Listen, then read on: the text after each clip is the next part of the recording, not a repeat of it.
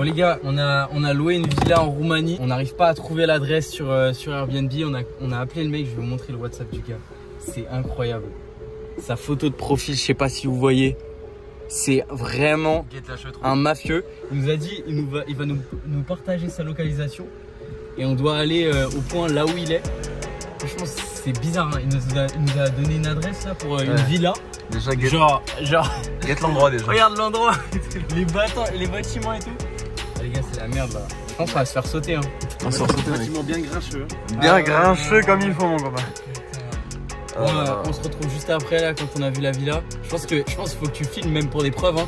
Ouais. En cas de souci, tu filmes pour des preuves. Les flics en Roumanie, ils enquêtent pas, non? Non, ils enquêtent pas du tout. Mais là, y a rien du tout, mec, ici. Là, faut envoyer la police française là, carrément. Salut. Bon, on arrive, les gars, les gars, la villa est là. Ah ouais, ça rentre dans la. Regardez. Ça rentre chez nous, quoi. Oh putain.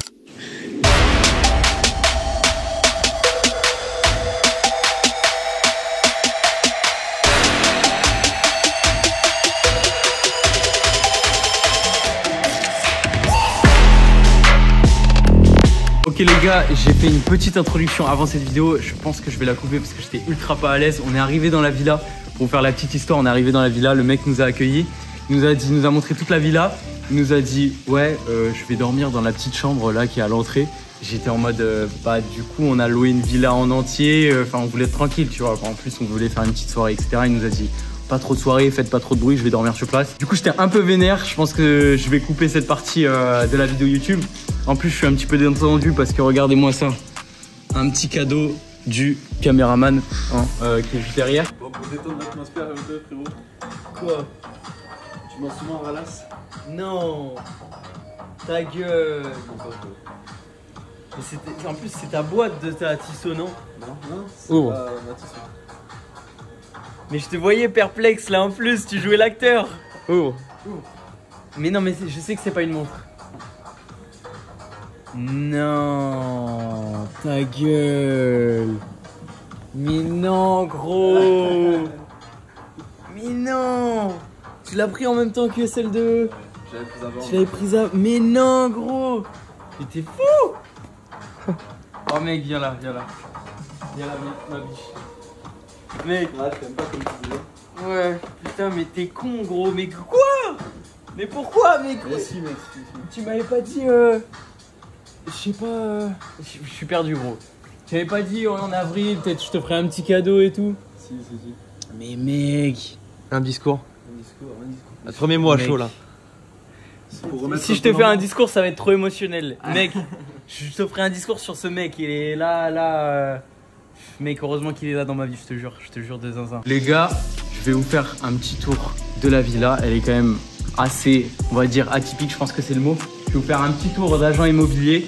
J'ai pas l'habitude de faire ça. Bon, je suis un peu dans l'immobilier, donc ça me connaît quand même. Alors, déjà, je sais pas si vous avez vu, je sais pas si on verra sur les plans. Il y a un logo Ferrari sur la façade de la maison. Vraiment, c'est vraiment n'importe quoi. C'est un peu beauf, hein. Vraiment, c'est un peu beauf. C'est l'idée de la villa, mais c'est aussi pour ça qu'on l'a pris. On l'a pris un peu pour le délire. Vous allez voir, c'est n'importe quoi. Donc là, on est dans l'entrée. Là, du coup, c'est la chambre où le mec va dormir. D'ailleurs, ça se trouve, il est là. Ça se trouve, il est en train de dormir, en train de faire la sieste. Bon, bref, on sait même pas. Des toilettes, pas très intéressant. Fumoir. Ok, smoking area. Voilà, ça c'est le petit fumoir dans l'entrée. On est bien, les petites cacahuètes au max. Petite LED au plafond. Vraiment, c'est un endroit ultra cosy là si on veut se poser pour fumer un petit cigare ou quoi. Donc super cool. Ça c'est vraiment cool. Grosso modo, la villa elle est vraiment sympa, elle est bien équipée et tout. C'est juste que quand je suis arrivé, j'étais vénère. Le mec, faites pas trop de soirée, faites pas trop de bruit et tout. Ça m'a buté. Bon, là, ça va, on se met pas trop mal pour faire une petite soirée. Petit billard des familles. Derrière, alors j'ai pas ramené mon équipement pour faire un podcast et tout. D'ailleurs c'est vachement dommage parce que là c'est un endroit pour faire un podcast. C'est kitsch au possible. C'est marqué Richmond derrière avec les petites LED qui s'éclairent et tout.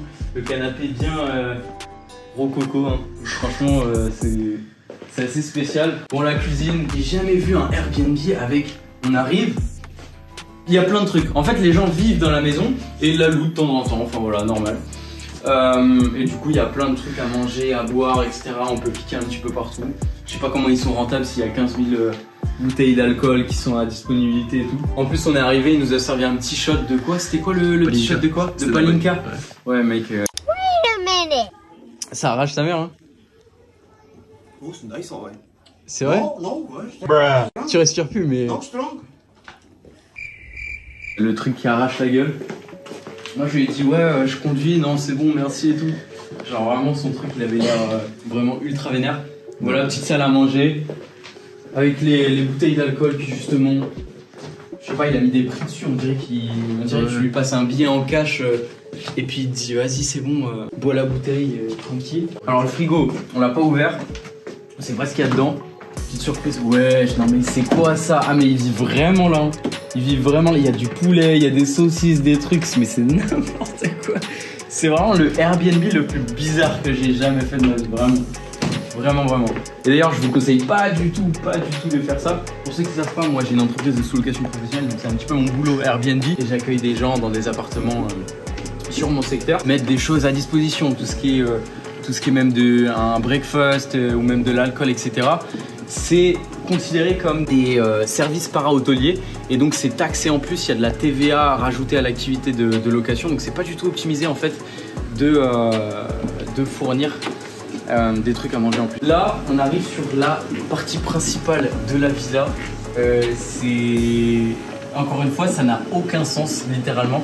Donc c'est une espèce de salon de jardin ouvert, il y a toutes les baies vitrées qui s'ouvrent en grand. Et donc voilà, petit salon. Les choix des couleurs sont discutables, vraiment les canapés. Regarde les motifs sur les canapés, ils sont vraiment genre hideux. C'est aussi pour ça qu'on a pris la villa, parce que vraiment ça avait aucun sens, ça nous faisait rire de prendre une villa pour une nuit en se faisant kiffer. Et là, gros jacuzzi, mais vraiment je sais pas si on va se rendre compte dans la vidéo, il est vraiment énorme, bien énervé. En vrai, fin de soirée, on peut se mettre à 15 dedans tranquillement. À défaut d'être beau, les canapés ils sont méga confortables, petite télé connectée. Donc vraiment on est archi bien pour se poser. Ça c'est plutôt cool en vrai. Et la partie extérieure, le jardin avec la piscine. La petite panthère, le miroir. Je sais même pas pourquoi ils ont mis une affiche en grand, une espèce de cadre en grand dans le jardin d'ambiance tropicale. Grosso modo, ça n'a aucun sens. On va voir les chambres juste après. Et je vais couper et puis je vous amène dans les chambres. Ok, donc on va aller checker toutes les chambres qui sont toutes en haut. Il n'y a aucune chambre en bas, à part la chambre du mec qui reste là pendant la nuit, pendant la soirée. Première chambre. Alors là c'est marrant parce qu'on voit, il y a marqué, il y a un numéro. C'est parce que sur Airbnb aussi, ils louent à la chambre la villa en fait, tout simplement. Donc tu as accès à la chambre. Et j'imagine que tu dois avoir accès un peu au salon, etc. Alors, la lumière est là. Voilà, c'est une petite chambre un peu sous comble, qui est au moins utile, qui est plutôt sympa en vrai, avec un grand lit et qui est plutôt utile. Là, il y a ma chambre avec un king size, la petite télé intégrée au placard, mais dans les détails, cette villa, c'est n'importe quoi. Alors déjà, on a vraiment un pourpre là qui est, je suis désolé, c'est immonde, c'est n'importe quoi. Et là, quand on voit les détails des poignées avec les strass dessus, c'est vraiment à l'image de la villa, ça n'a aucun sens. Je crois que je vais le dire plein de fois dans cette vidéo, ça n'a aucun sens parce que littéralement ça n'a aucun sens. Alors là, j'étais jamais allé, mais j'imagine qu'il y a un petit balcon qui va donner sur la zone pavillonnaire. On va voir. Voilà. C'est typiquement la Roumanie. Bon, là on est dans un quartier avec des bâtiments assez anciens d'après la guerre où ils ont un peu tout reconstruit en vite fait. Et du coup, c'est pas des bâtiments ultra qualitatifs là, même si on peut voir ceux de là-bas. C'est pas des bâtiments qui sont ultra jolis, mais c'est partout comme ça en Roumanie, surtout dans la ville là où on est. Et là, c'est une zone avec un portail, une zone privée résidentielle où il y a des villas qui se construisent. Bon là, c'est pareil. C'est des villas typiquement roumaines parce qu'en réalité, quand on regarde, c'est vraiment un blocos de béton qu'ils ont construit. Et à l'intérieur, c'est immense, il doit y avoir entre 500 et 700 mètres carrés là, vue de nez comme ça. Et là, il y a une petite, en fait, la petite résidence la petite zone pavillonnaire, elle est assez sympa, il y a des villas qui sont plutôt cool. On continue dans le magnifique du coup, à l'étage, première salle de bain, toujours dans le même style, hein, tapis rose, marbre noir, vraiment c'est des goûts spéciaux. Et la petite douche, j'en ai jamais vu des comme ça, c'est un petit peu un labyrinthe pour rentrer dans la douche, c'est assez marrant. Je savais pas que ça existait, peut-être qu'ils font que ça ici je pense, parce que il n'y a pas ça en France. Et la dernière chambre qui est un petit peu la master, avec un petit lit en baldaquin assez sympa, c'est un king size pareil, la petite télé qui va bien, et puis là il y a du coup le dressing qu'on va absolument pas utiliser parce qu'on reste qu'une seule nuit. Mais il y a un petit dressing sympa avec les peignoirs pour sortir du jacuzzi. Plutôt cool. Je voulais faire une petite aparté aussi parce que quand on est arrivé, la procédure d'arrivée elle était éclatée. Ce qui est important quand vous allez faire de la sous-location professionnelle ou faire du Airbnb sur des villas, etc. c'est d'avoir une procédure d'entrée qui est ultra bien. Là on est arrivé, on n'avait déjà pas de message pour l'entrée. J'ai pas reçu de message pour comment arriver, quelles sont les conditions, etc. Donc il y avait une adresse aussi, l'adresse est menée à 300 mètres d'ici. J'ai appelé le mec, etc. On a galéré à trouver et tout. Et ce qui fait que pour le mec, il a dû passer 30 minutes à nous expliquer ok, faut aller là, etc. Et puis à nous montrer la villa après. Donc le mieux c'est d'avoir une procédure d'entrée ultra carrée avec une boîte à clés. J'ai déjà loué même des grosses villas où il y a une boîte à clés et il n'y a pas besoin d'avoir un mec forcément qui vous montre toute la villa, même pour une grosse villa. Une boîte à clés ça suffit. À partir du moment où il y a des assurances avec Aircover, etc. Airbnb, il n'y aura pas de problème à l'entrée, etc. Il n'y a pas forcément besoin de tout surveiller. Donc en gros, la procédure d'entrée vraiment 0 sur 5. Et c'est ultra important pour que ça soit passif les sous-locations professionnelles ou quand vous faites la location courte durée, d'avoir une belle procédure d'entrée. Comme ça, moi là aujourd'hui j'ai genre 8 ou 9 familles qui vont arriver dans mes appartements. J'ai rien à gérer, je sais qu'ils vont pas m'appeler parce que tout est clair. Et quand ils vont lire les choses, ça va être limpide et tout sera bon. Après sinon, avec la déco, vivre pour les caméras, tu mets ouais, non mais là c'est vraiment vivre pour les caméras. La déco, après on peut pas mettre 0 sur 5 sur Airbnb sur la déco. Mais en plus il y a trop de trucs qui vont pas. Sur une maison comme ça, c'est impossible d'avoir une déco et d'avoir un endroit qui est propre et sain, etc. Il y a trop de choses. En fait, il y a trop de choses. Il y a trop de coussins, de canapés. Alors les canapés, c'est pas forcément un problème, c'est pas le truc qu'on salit en premier. Mais là, quand je vois tout ça, mes femmes de ménage, elles pèteraient un câble.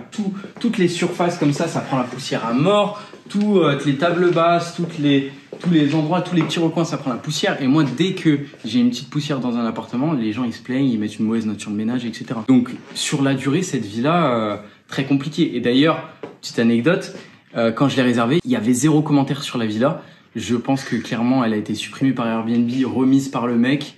Et voilà, mais en même temps, ça m'étonne pas, hein, vu les commentaires que moi j'ai pour des trucs tout petits.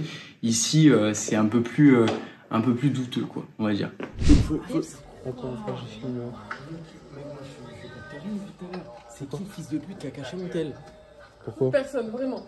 Là, dans ses yeux, c'est pas lui. Vraiment, sur la tombe à ma grand-mère que j'ai raconté. Ok, c'est pas lui. C'est pas possible. Vas-y, me localiser.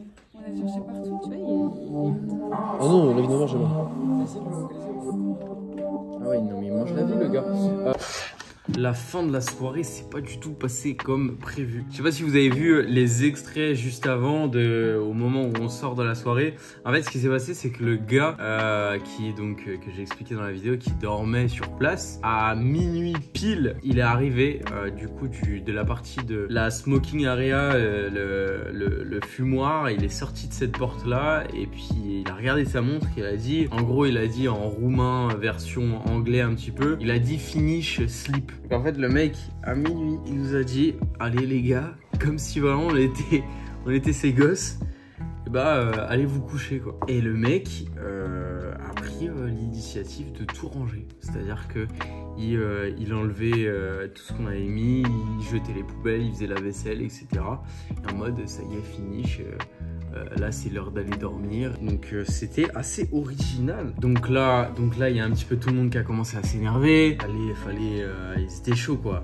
Ils étaient prêts en découdre là. Ils étaient en mode non mais sérieux, on a payé la villa pour la nuit, c'est pour être tranquille, etc. Et donc ce qui s'est passé, c'est que tout le monde s'est un petit peu vénère. Et puis on s'est dit, vu qu'on n'habitait pas si loin que ça, on avait des appartements qui étaient pas si loin que ça, et ben on va rentrer faire un after dans l'appartement de mon pote, d'ailleurs de l'appartement dans lequel je suis.